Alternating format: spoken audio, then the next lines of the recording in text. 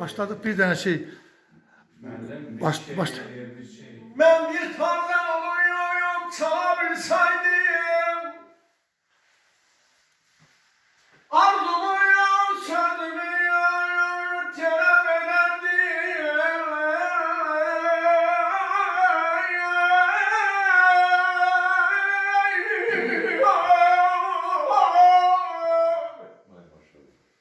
Hanımda eşkini zor eyleseydim.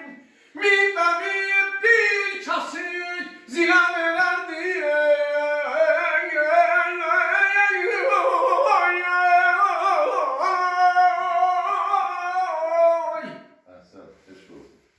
Bülbül takir Vüsal demindeyim.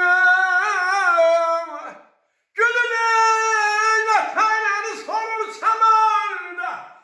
Tabiatin hükmü olsaydım elde. Kavgalı ömrünü gülen önerdim.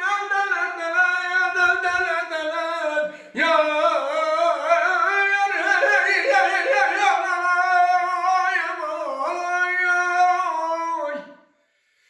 Sevgilim seyredet.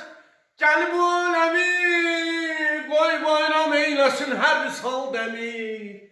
Sizinle geçirdiğim bu dəqiqəni sizsiz keçirdiğim ilə verərizim.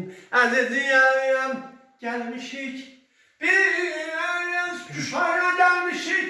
Bülbülün sərvisinə Rafi, Qadi, Bülbülün bu evinə xoş gəlmişik. Əziziyəm olmayaydık, sarılmaz olmayaydık, bir ayrılık bir adım, hiçbir olmayaydık.